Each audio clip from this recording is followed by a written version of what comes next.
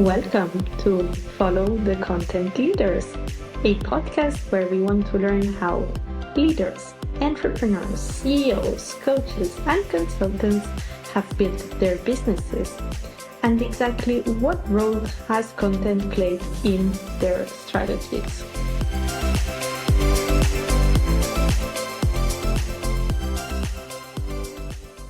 Good morning, everyone, and welcome back to a new episode of Follow the Content Leaders. Today, I'm here with Jonathan Mearns O.B.E, founder of several businesses that we're going to learn all about today. So, good morning, Jonathan. How are you feeling today? Good morning. I'm feeling great, thank you. And thank you very much for the invitation. Yeah, my pleasure to have you here. I always like to start these podcasts with a bit of a random question, and that is what is the one thing that you cannot work without in your office? So, what would that one thing be for you? That's a very good question. Probably should say something healthy like water, but the reality is it's more of a picture that sits behind my computer, which is it's a picture of the view of London, and it's from my old office at New Scotland Yard. So I get this panoramic view of London, and it just reminds me of those days, and I get the feeling of space, and it just helps me go to big areas to have a good think. Yeah, I can see a bit of a theme in your office then. If you have this picture in the back and then a view of London sitting right in front of your computer, I can see a bit of a theme there, right? Right. Yeah, you're right. You're absolutely right. Good. So tell us a bit more about your journey. What has brought you to the business that you're having nowadays, and what is it exactly that you do? So an interesting journey. I think as a kid, I always had ideas, but they seem to be suppressed. Just oh, that's another one of Jonathan's crazy ideas. Stop doing that. Focus on school. Focus on school. And I'm not really sure I focused on school as much as other people wished. Uh, I ended up joining the police, became a New Scotland Yard detective, doing some very interesting roles in the UK and overseas. And I think that job is all about overcoming problems, overcoming challenges, and trying to sort of think past the problem you're faced with, and finding different ways to solve it. And I think that's what has put me in a great place to really think about business.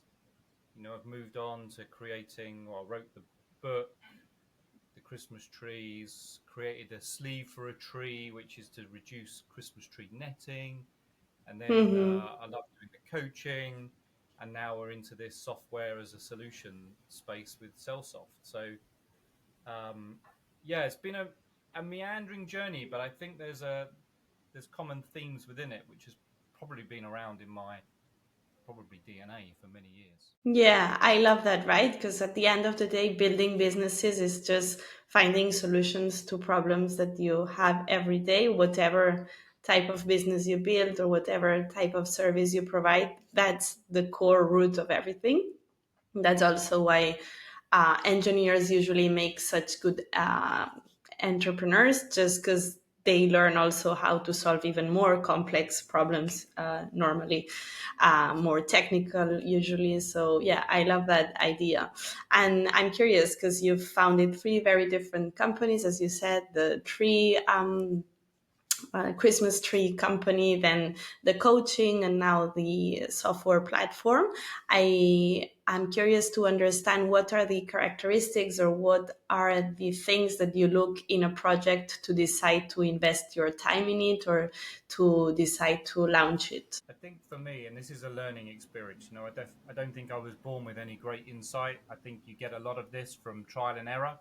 In fact, Mm-hmm. probably get more from error than anything else. But one thing I think about a lot is, does it solve a problem? And sometimes I walk around, like for years, I walked around and thinking, oh, what's the problem with that? So I can't be the only person having a problem with this. And then I started coming up with all these ideas that was almost blowing my mind. Like there's too many ideas and too many things. So I Mm-hmm. just had to start writing them down and putting them in a drawer and go, I'll come back to them another time. And if I didn't go back to them, then they would just like pie in the sky ideas. Maybe they're good, maybe they're not, but they're not for now. So I think to answer your question, it's does it solve a problem? What is the problem? How big is the problem? Mm-hmm. And do other people have the same problem, or is it just me? It could also just be me having a problem, and I need to think about doing things differently. But that's if you take the Christmas trees, that's about why do we cut down 7 million Christmas trees every year in the UK alone to service a few weeks in the December? It's like, why do we do that? That seems crazy. And then the Streve came about because it was the netting that goes on these Christmas trees. You get netted twice, three times. That's Mm-hmm. a significant amount of netting. So the theme is about problems. The Cellsoft solutions now is about a problem. You've got people, you've got time and attendance issues. If you think people get paid, say, I don't know, say a very low level or a level of £10 an hour, for example, for ease of numbers, and each day that person doesn't either work that full hour, beginning of the shift, end of the shift, whether it be through lateness, going home early, or overtime payment, that stacks up over a year. That's like £250,000, just like that. So that's a big bottom line problem, Mm-hmm. and that's what our solution does. So I think we're solving problems still. Yeah, interesting. I love that you have a drawer with all of the ideas that you've had of problems that maybe need solving. I think that's a great way of not forgetting them, because many times we have these random ideas, and then if we don't write them down, they just flow into an unexpected place where they never come back. But I'm curious then, is there any idea that you've written down into these box of ideas that you've already discarded because it was too crazy or it didn't work and you care to share with us today? Sorry, Monica, that was any ideas I've discarded. Yes, something that you just put it at some point into that box and that just got discarded because of some reason. Yeah, there was a silly idea about barbecues once, and it was almost medieval in that you just had a very simple mechanism for raising the platform, and it was based on seeing some very simple solutions out in East Africa, and it works great. And I thought, well, we don't really have that over like in the UK. And Mm-hmm. anyway, I sort of quickly looked into it, but I still have it in the drawer, and it's at the way down the bottom of the list of things to do because I think it's very easy to lose focus and go off on different tangents. And I think for me, new ideas and old ideas can just take me off in all sorts of branches, and that's not helpful. I think there's a come back and get focused and focus on what you're trying to achieve. So yeah, the crazy. Yeah, trying to remember exactly what it was, but it was almost like a winding system on an old chain, like a bike chain that would almost wind the platform up and down to Mm-hmm. adjust the heat. These things exist, but with you lift the whole tray out and you put it at a different level. But I thought, Yeah. well, you'll get burnt by doing that. Let's just create something that just you Does it rotate automatically? chain, moves it up. As a I don't know. Maybe it's an idea, but maybe it's an idea for somebody else, or maybe it's not an idea. Only time will tell, right? Exactly. So now I'm curious to tap a bit more into what role has content played in all of your journey. As you know, this podcast is called Follow the Content Leaders. So while building these three different businesses, have you used content in some way, and what role has content played in the growing of the three businesses? Yeah, good question. I think when I started, I was probably a bit fearful about using social media and a bit maybe Mm-hmm. maybe embarrassed or maybe thought more about what other people might think about what I was either writing, saying. But then after a while, I just jumped into it and just did it and posted. And I'm sure that some of the posts or videos were just awful. But once I got past that almost self conscious and incorrect view, I started putting stuff out there. And what I found was that it benefits people. Mm-hmm. So, yeah, content has been key. Otherwise, you feel like you're just an individual in your office. no one knows you exist until you actually put stuff out there.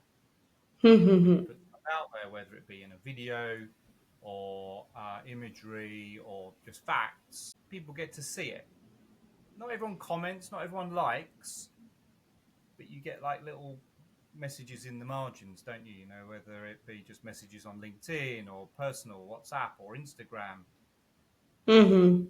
The number of people who've messaged off the platform to say, I'm loving what you're writing, but they're not necessarily want to put it out there in a public space, you know? Yeah, definitely. And it helps you, especially when you're a solo business or you're starting by yourself, it helps you stay connected with other people that maybe are in the same industry, even if you are not colleagues at work because you are alone at home working, you can still get to know other people who are in the same industry, and that kind of helps you in your journey, right? Yeah, that's right. And there's people who I've connected with, say, on LinkedIn, who I would never have normally met Mm-hmm. through a standard networking event or my old job. And then you meet people, and then you can comment or have messages with each other, and you're building up a wider, more diverse network that you couldn't that real world naturally get without a lot of probably hard hours, hard miles, and maybe even a lot of aeroplane flights. Yes, definitely. And it's a part that many people forget about social network or creating content in social network because they only see the writing of their content or the engagement, the numbers, the results, the leads you get.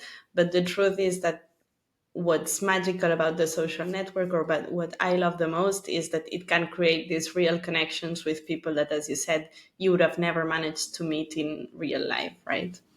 Yeah, right. Yeah, absolutely.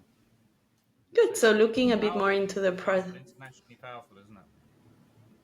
yeah, sorry. Yeah, no, I was just saying it's just internationally powerful. It's so good. Yeah, it brings us closer to each other, and that was the reason why it was built, even though sometimes we forget about it naturally. Good. So, tapping a bit more into the process or the content that you've created and how you create content, I guess you're creating everything yourself. What is the part of the creation process that you enjoy the most, and what is maybe the part that you don't enjoy so much? The part I enjoy, I don't like to overthink it. Maybe Mm-hmm. I should think about it more, but I don't like to overthink. I just see as I'm going about my daily life. Oh, there's that. Oh, that could be really useful. Like I was in Norway the other day, and there's a fantastic graffiti, and it's a big piece of art, which is a head, but it's all busy. It's all graffiti within there, and it's busy. And Mm-hmm. I just thought, wow, it's a great picture to describe how people's heads can potentially be when they're struggling with mental health challenges or too much going on. It's like and I just want the calmness of the water. And this graffiti is right next to a Mm-hmm. beautiful harbour, so I love seeing what's naturally available that you can bring to life for people, and I love that. Mm-hmm. I love when people engage with those sorts of posts, of course, whether it be sparking up a conversation or messaging privately. That's what I love because I think it's the emotion of the post or the emotion of the content. I guess is Mm-hmm. the bit that really people can buy into. Um, what do I hate? It's a very strong word. What do I hate? You know what I find is if I do overthink something, I overthink it to the point of, oh wow, this is really good, and then it just takes this big nosedive, and it sort of, let's say, flops. Maybe. Mm-hmm. So I don't know if I hate it, but when at the beginning I probably would have put me off writing something, and I just yeah, it just took me like as a point of learning to say like don't overthink it, just put stuff out there that you enjoy because other people will enjoy, and then anything that yeah, hate is a strong word. I think it's more like taking it so that you can learn from what doesn't work, and then think, Mm-hmm. oh, how can I do that better? Um, Yeah, I don't know if I hate anything. Yeah, I can't say Yeah, I what you're necessarily hate saying, anything other than what I've just mentioned there. yeah, it resonates a lot. And I think we've all been there when you put a lot of effort and you believe that something is going to work and then it kind of doesn't meet your expectations.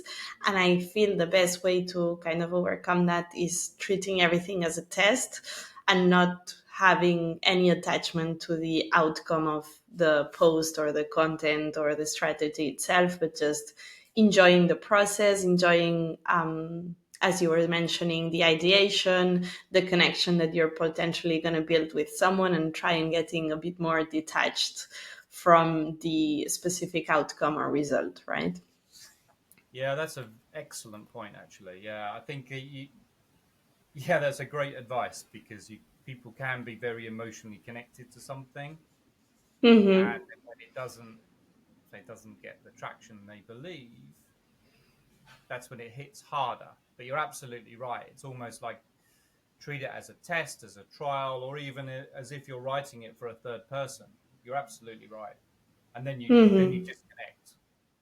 Yeah, I mean, that used to happen to me a lot because when I started, I only had under like 500 connections or followers. So, and most of them did not engage with my content just because they were not interested in it. So I had to learn a lot the hard way at the beginning. And at the end of the day, now when something flops or doesn't perform as good as I expect, I remember how I used to be with my first post, and anything is better than that. So definitely, we've all been there.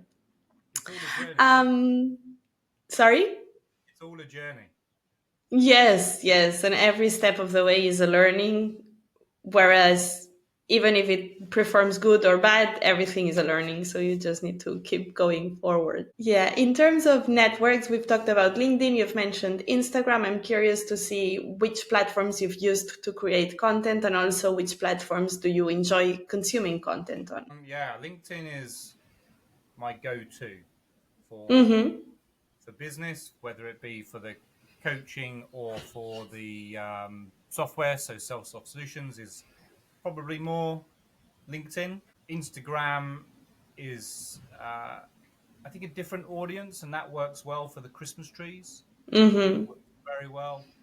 And then, yeah, there is Facebook, but I sort of have Facebook more as a what it was probably originally created for, about staying in contact with friends and family. Mm-hmm. They're the sort of main go to. I haven't gravitated into anything else. I think I did say to my kids, I say they're kids, they're not really, but when they're in their mid 20s, about going onto some more, let's say, modern platforms, and then they just said that they would block me. So I thought I don't want to do that right now. But maybe that will come. But maybe it's not really needed because I sort of look at different platforms and they have, different age groups will lean towards different platforms, and then I think, well, Mm-hmm. where is, say, Cellsoft as a business aiming for? Well, that's aiming for the business end, which is more LinkedIn. Mm-hmm. So I've looked at more of the demographic for each of the platforms, and then just I've put material out there that sort of Yeah, fits that definitely. demographic. Deciding the network has to always be part of the strategy, and that means taking into consideration the audience that you're trying to attract with the content or that you're trying to contact, and then deciding where to invest your efforts. So, surely that will help you make a good decision in terms of which platforms to go to. And then a question I always like to ask too is because all of the content that you've been creating up until now has been created internally, but if you were ever to hire someone to do that for you, what would be the number one quality that you'd be looking on that person to have for them to create good content for you? Number one, quality, right? I think it would have to be the being able to see and bring to life my passion and energy. Hmm. And I think if we're in content creation and yeah, that whole world, then I think people are very visual anyway. I guess. Yeah, but I think there's another skill which I'd be looking for, which is about being able to get what goes on in here in a coherent manner to actually help people see what I can see. Hmm. So yeah, I That's think the hardest part. yeah, yeah, it's not easy. And even for sometimes, even for me, trying to like just trying to get stuff out, the way I end Hmm. up doing it is I just write it down on pen and paper in the first instance. Hmm.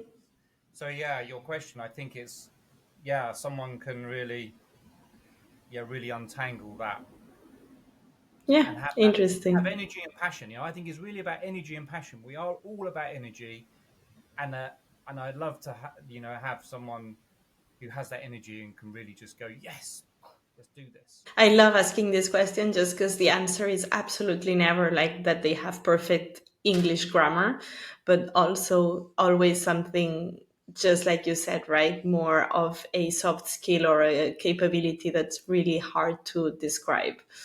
And then the perfect grammar is also important, but the number one quality is never that. It's more of something that's very hard to describe.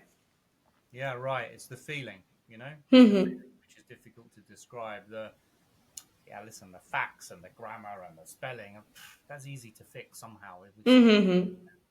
It's the it's the emotion that's indescribable that you're absolutely right. That is the bit you want. That's the bit you want. Hmm. Yeah, good. So, just one last question before we finish, and that is a one that's a bit selfish because I love to consume content both online but also offline, which means that I love to read books. We've already talked about books, and you've already shared some recommendations with me, but I'd love for you to share one with our audience, a book that has had a big impact in your life, or that you would recommend our audience to check out. I guess I can't really recommend my own, so I I would go with Think and Grow Rich by Napoleon Hill. Mm-hmm. Have you come across it? No, you can tell us a bit more about it. Right. Okay. So I think it was written in like 1936, 37, something like that. And it Mm-hmm. um, reportedly he went around some very successful business owners and tried to understand what makes them tick, what makes them successful, and came up with a number of, let's say, sort of key strategies about what they all had, their key qualities that they all had. You know, whether it be about desire, faith, this continuous auto suggestion, massive imagination, persistence, using the power of the subconscious of the brain, Mm-hmm. and then just probably a heavy dose of gut intuition. So I remember reading that book and thinking, wow, if you could just do a small percentage of this, then you're getting some way to where some of those most successful people were. Um, and you think of the 30s, 1930s, that US, Yeah. these sorts of business people have probably gone through some very difficult times, um, and I think those qualities just resonated. So, Mm-hmm. I have the imagination, I have the decision I'm going to go and do this. I have my auto suggestions that I actually have written down here, and I read them Mm-hmm. in the morning. Um, yeah, and I think there's this dogged determination that comes from that book. You're going to have to make some errors, you're going to have to fail, but you've got to keep persevering and keep going because why stay when it's rubbish when you can keep going through that and get to something that's really much better. Interesting. Yeah. So yeah, I like that book. I've read it a Mm-hmm. couple of times. I like that book. It's an old book. Is it accurate? Is it true? I don't know. Maybe not. I haven't done the research into it, but for me, it resonated and I loved it. And that's the most important thing when you read a book, right? Good. Great. So thank you so much for joining us here today, Jonathan. And I hope you go on to have a lovely day. Monica, thank you very much indeed, and to you too. All the best. Thanks. Bye bye.